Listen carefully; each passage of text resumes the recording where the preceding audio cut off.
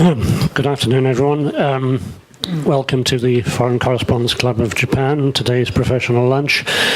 I'm Anthony Rowley, a former president of the club and a current director, and it's my great pleasure to introduce today's guest to my right, who is David Suzuki, who is director and head of global Japanese business at the risk consulting firm of Black Peak, which is a Hong Kong-based company.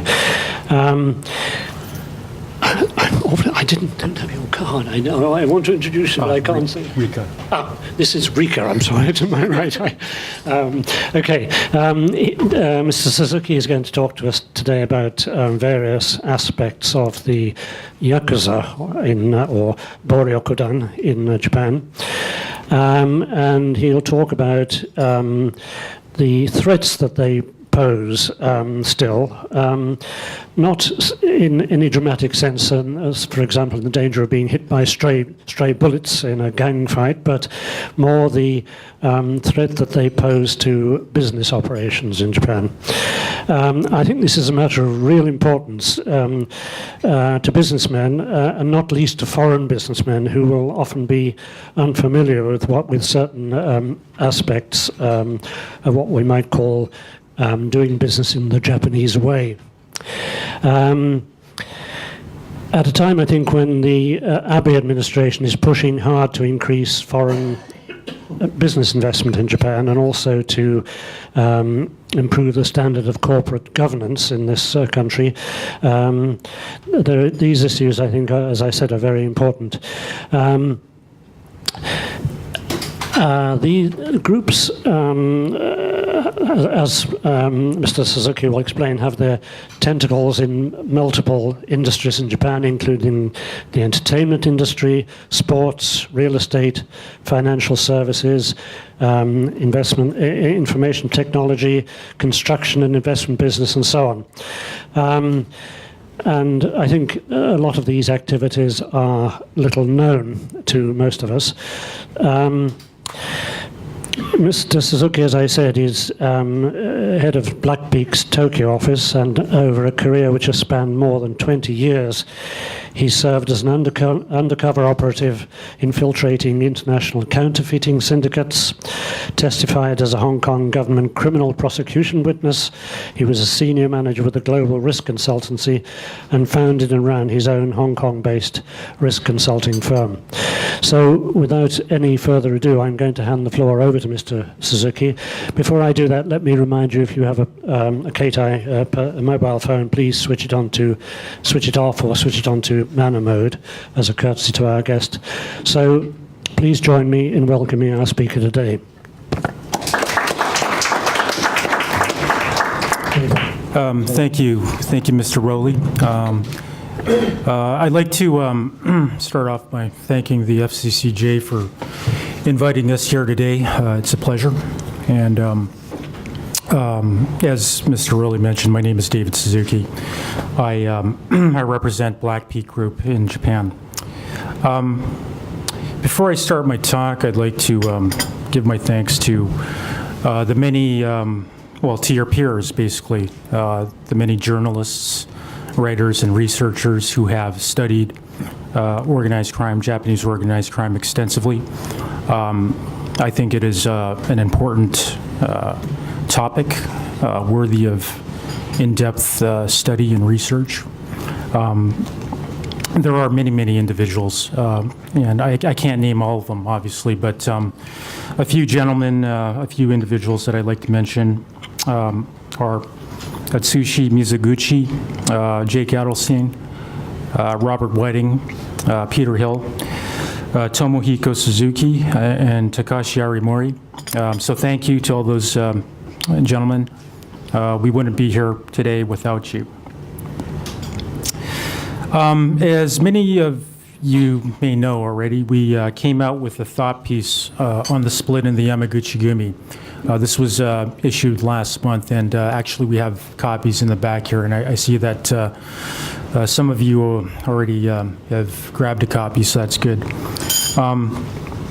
So our briefing today is really just a continuation of our thought piece, but with a focus on how the split in the Yamaguchi-gumi and how Japanese organized crime in general will continue to impact business in Japan. And what I'd like to do is I'd like to propound a thesis, and that thesis is that the Yakuza, or Japanese organized crime, will continue to exist for as long as Japanese society exists. And I believe this is because the authorities, actually, they don't want to abolish organized crime in Japan. They seek to control it through regulation. So they seek to regulate the activities of organized crime. They don't want to abolish the Yakuza because they view the Yakuza as serving an essential function, a crucial function in Japanese society. They kind of act like a pressure release valve. Not everybody fits into Japanese society, believe it or not. I mean, there are many thousands, tens of, even hundreds of thousands of Japanese people who actually don't fit into Japanese society. So where do all these people go? I mean, there's tremendous pressures that exist in Japanese society, and people like that feel those pressures. So the Yakuza, they actually function as one of several pressure release valves in Japanese society. Now, how do they function as a pressure release valve? Well, one big thing that the Yakuza do is that they provide jobs, thousands of jobs, hundreds of thousands of jobs, in fact. The Yakuza are not just involved in illegal activities. They have their tentacles in many different areas of the legitimate economy in Japan. They're active participants in the nuclear industry, which is actually a key, it's a strategic industry in Japan, as you all know. Construction, entertainment, which is rather obvious, but entertainment can encompass, bars and restaurants and nightclubs and other types of establishments, as well as more sort of sophisticated media type of organizations. And various other industries they're active participants in. So that's one reason the authorities don't want to abolish the Yakuza. Another reason is that, which I believe to be true, is that the authorities would rather deal with the enemy they know. Organized crime is preferable to violent, disorganized crime. And the Yakuza are pretty good at keeping a lid on the latter. One example I'd like to point out is, I don't know if some of you remember a few years ago there was an incident at the Flower nightclub in Roppongi where a bunch of thugs bludgeoned someone to death. And I believe this took place, this incident happened when there was sort of kind of an ongoing crackdown on the activities of organized crime, and this created a vacuum where, these thugs were able to operate freely. When, under normal circumstances, something like this probably wouldn't have happened. So that's just one example of how bad things could get if you completely removed organized crime from the equation. Another reason that the authorities don't want or can't abolish organized crime is that they have leverage over certain elements of the power structure. So whenever you see an overzealous legislator trying to come up with some kind of criminal conspiracy legislation, they usually get hammered down. And I won't mention any examples today, but you can, do some open source research to see some recent examples of that. Now, having said all this, the laws regulating organized crime in Japan are getting stricter. I'll talk about that a little bit later in my presentation. And basically, all of this, provides a very, very volatile context within which, people and companies have to do business. And this presents risks. These are real risks. So I think it would behoove organizations to know what those risks are and, understand how to deal with those risks. The split in the Yamaguchi-gumi just adds fuel to the fire. Desperate times call for desperate measures. I refer back to my comment about the laws governing or regulating organized crime becoming stricter. These organizations, the Yamaguchi-gumi, and the newly formed Kobe Yamaguchi-gumi, they have to survive. So, what are they going to do? Are they going to stop operating? No, they're going to diversify. They're going to spread their tentacles into other new areas of the economy. So this is all this all comes together to form a volatile mix. So today I'll be using a PowerPoint presentation just to give you some contextual information. I'll be going through some detail on the split in the Yamaguchi-gumi and also some other background information. So this is how I've structured my talk today. I will show you a slide which basically illustrates the current landscape post-split. Then I'll sort of go into the history of the Yamaguchi-gumi itself. I will show you a Yamaguchi-gumi hierarchy chart. And this will allow you to sort of visualize how significant the split was. And then I'll circle back and I'll talk about the Yamaguchi-gumi and sort of organized crime, Japanese organized crime's involvement in business in general. And this will actually, I'll be referring back to my thesis when I get to this part, my presentation. And then how, I'll be talking about how businesses should, be vigilant to be able to understand the risks that they face when they do business in Japan and how they might mitigate those risks.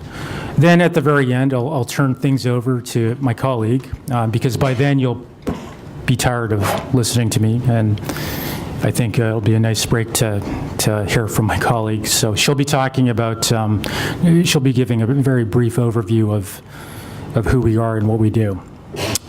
So with that, so here you see a slide here which shows the current landscape of organized crime in Japan.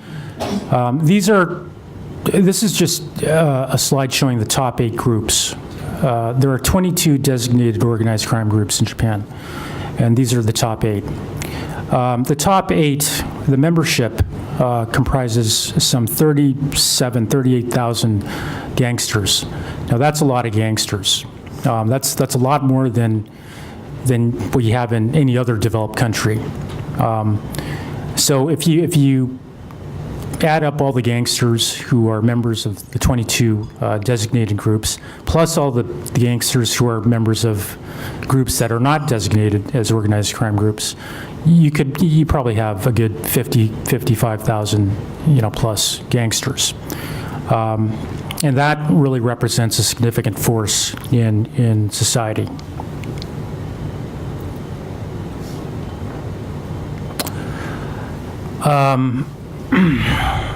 Let me just go back to the first slide. So you see the Yamaguchi-gumi with 14,000 members is number 1, and even after the split, they remain the largest group. The newly formed Kobe Yamaguchi-gumi, which was formed by 13 factions that split off from the Yamaguchi-gumi, is now the number 3 organization, a criminal organized crime group in Japan. This is a slide illustrating the leadership history of the Yamaguchi-gumi. A Kazuo Taoka, the third generation leader of the Yamaguchi-gumi, I think deserves special mention here. He really laid the foundations for the growth of the Yamaguchi-gumi in the post-war period. Without him, the Yamaguchi-gumi would not be the force it is today. So when he died, it really ushered in a very unstable and violent period in the Yamaguchi-gumi's history.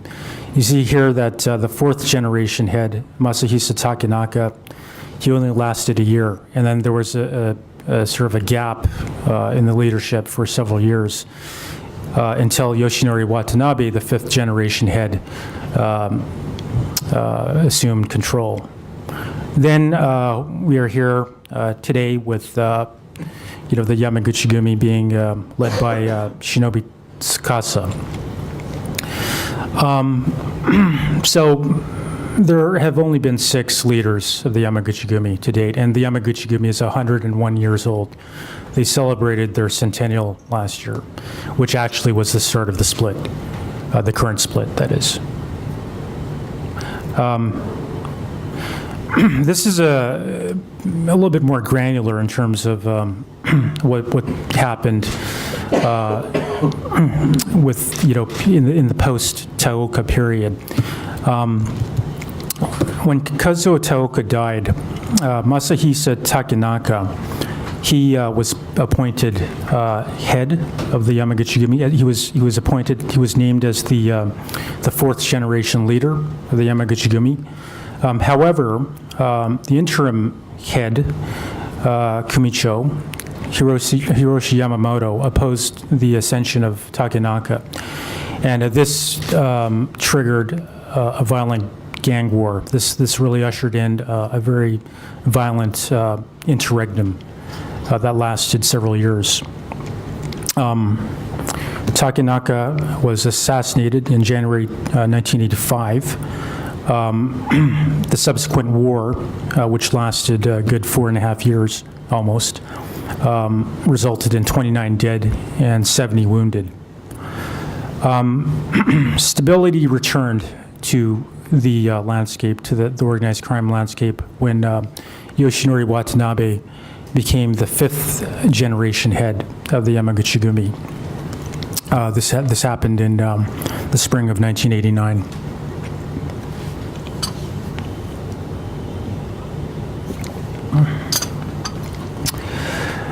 Now, we are here in more recent times. After Yoshinori Watanabe, Shinobu Tsukasa became the leader of the Yamaguchi-gumi. He was appointed as the sixth generation leader. And that's when sort of problems started to fester, started to surface, and over a period of 10 years, these problems festered. And it wasn't all smooth sailing. It hasn't been smooth sailing since then. In 2008, Tadamasa Goto, the leader of the Goto-gumi faction of the Yamaguchi-gumi, attempted a coup. And some 10 other bosses who supported Goto, they were, together with Goto, banished from the Yamaguchi-gumi. So a mere 3 years after Tsukasa assumed control of the Yamaguchi-gumi, already he had problems, in the organization. So the current, the problems which had been festering over some 10 years really, initially it kind of came to a head in 2008 with with Goto leaving, but it really things really culminated when the split happened, with 13 factions leaving the Yamaguchi-gumi. These 13 factions, they were headed by Kunio Inoue, who's the leader of the Yamaken-gumi faction. And this happened it happened last year, in the centennial of the Yamaguchi-gumi, and also on the 10th anniversary of Tsukasa's ascension as the sixth generation leader. So the timing of this was not a coincidence. It was was by design, was meant to be a slap in the face. Shortly after the split, the Kobe Yamaguchi-gumi, which was formed by the 13 factions which had split off, they were designated as the second organized crime group in Japan by the NPA, National Police Agency, and Public Safety Commission.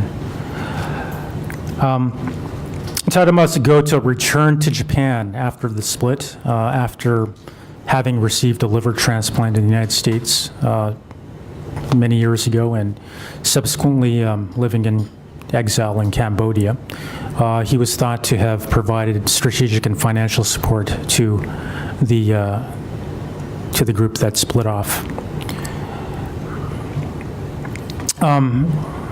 And it's been a rather kind of a quiet, I wouldn't say quiet, but comparatively, it's been a low-intensity conflict. I mean, the second split has been a low-intensity conflict as compared with the first split, which was a lot more violent and bloody. But, you know, this sort of refers back to my comment about, you know, the laws regulating organized crime becoming stricter. So that has had an impact, and it has caused the Yakuza to operate, you know, a lot more carefully, and they've become smarter. So I want you to study this slide. This shows the basic organizational hierarchy of the Yamaguchi-gumi. So just let that sink in for a bit, because it provides some context for the next slide.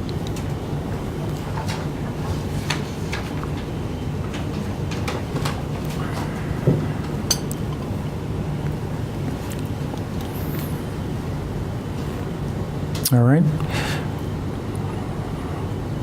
Yeah, this is the actual organizational chart of the central leadership of the Yamaguchi-gumi before the split happened. Now, for your ease of reference, I've color-coded the guys who split off to form the Kobe Yamaguchi-gumi. The guys who left to form the Kobe Yamaguchi-gumi are color-coded in beige, as you can see there. Tadamasa Goto, who left or was banished in 2008, is color-coded in green at the right. So as you can see here, the split was quite significant because it affected every tier of the central leadership. And essentially this represents 6,000 plus gangsters. In terms of the numbers of people who split, who left the Kobe Yamaguchi-gumi. So it is a tectonic shift in the organized crime world.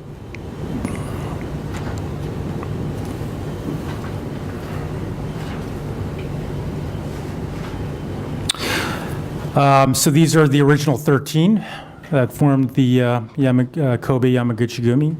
Each constituent gang is headed by their leader, obviously.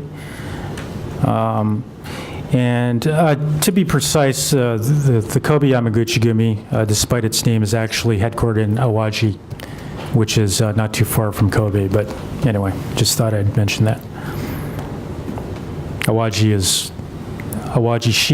City is a city on the island off of Kobe there, as you can see.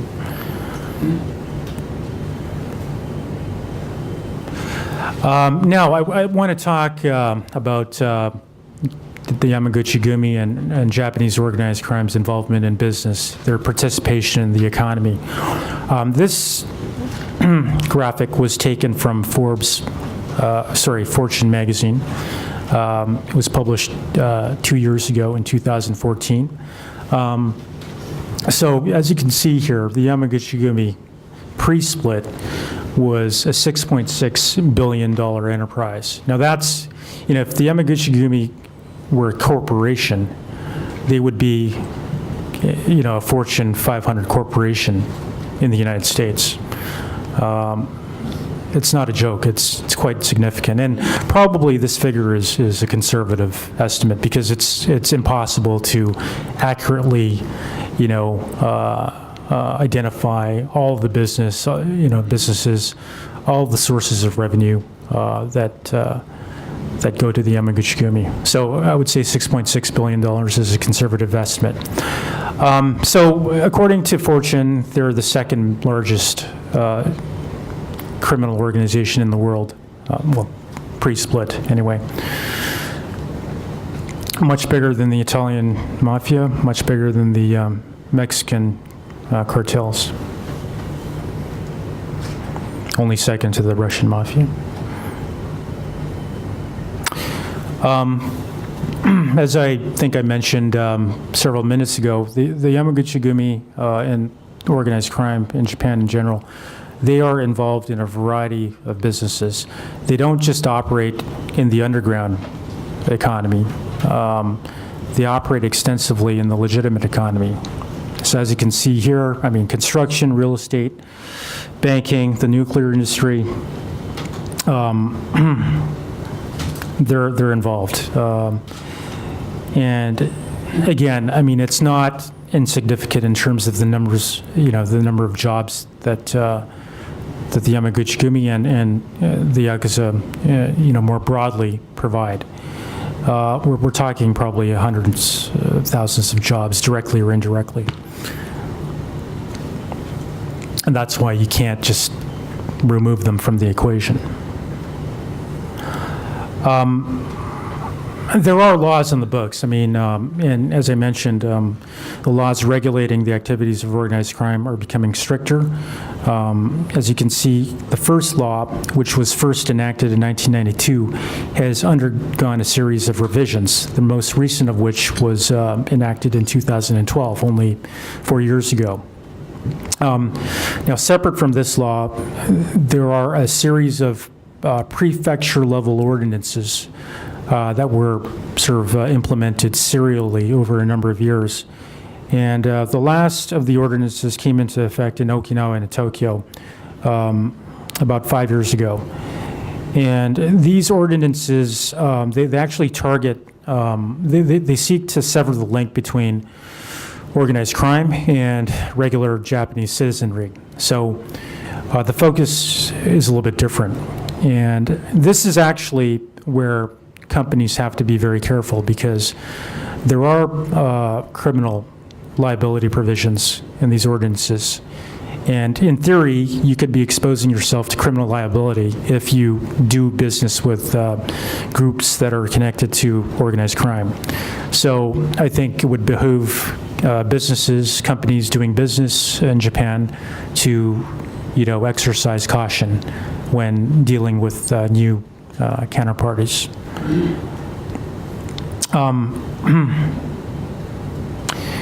Now, it's not just the organized crime specific laws that people have to be concerned about.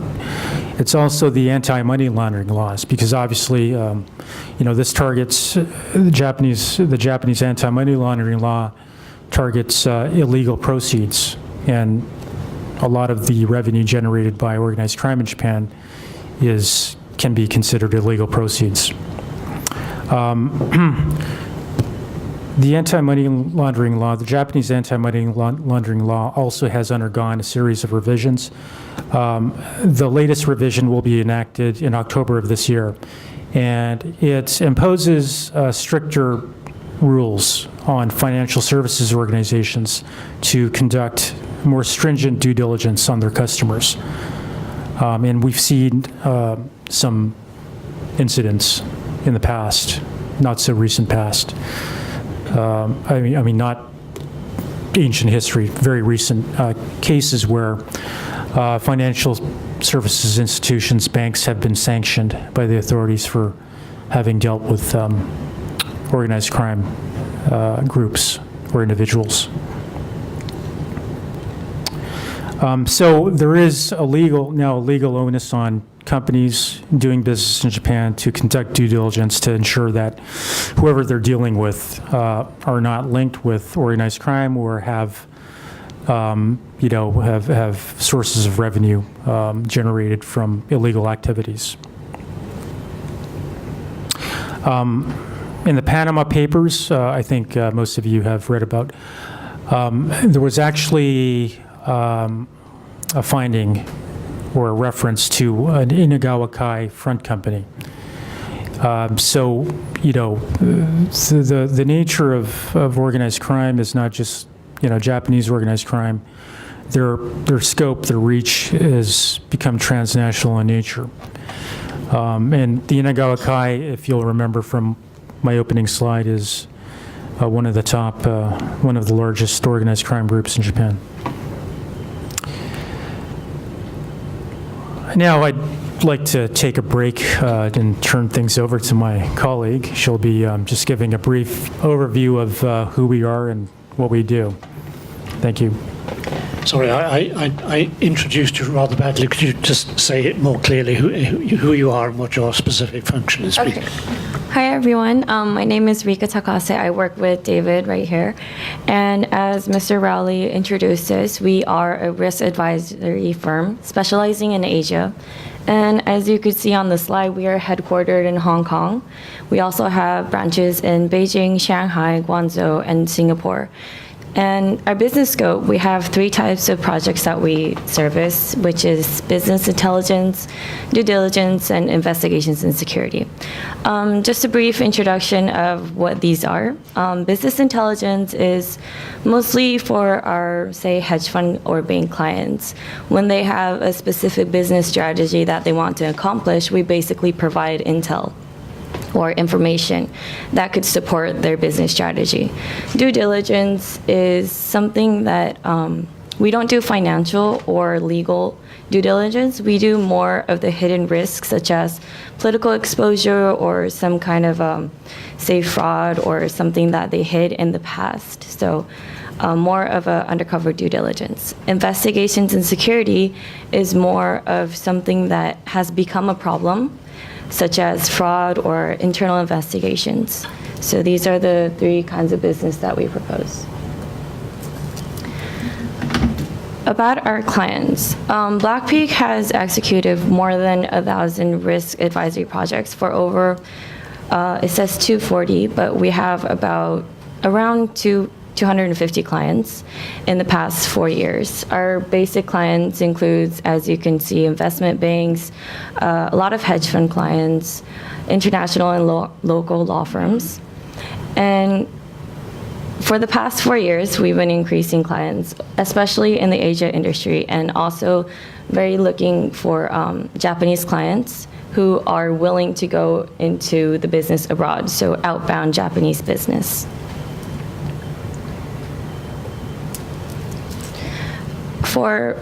So the reason why Black Peak is really focused on Asia and why it is very strong in Asia is because, well, as I said, we have 6 offices in Asia, Beijing, Shanghai, Hong Kong, Guangzhou, Singapore, and Tokyo, which covers all the major Asian markets. And we are the largest risk consulting firm specializing in the Asia-Pacific region, with more than 40 consultants, who could speak over about 12 languages, which is most of the languages spoken in the Asia region. And our senior management, plus the 4 founders of our firm, has ample experience in the risk consulting industry. And we also have deep relationship with the Western and Asian or just global companies, as well as their legal advisors, political personnel that we have a lot of connections with. So this is just a very brief introduction of our company. Thank you very much for coming to us today. And I see a lot of you have picked up a brochure of our newsletter and our presentation, but if you haven't, they're in the back. And if you have any questions, we'll be more than happy to answer any questions that you have. Thank you. Okay, well, thank you. Thank you for a fascinating anatomy of the Yamaguchi group.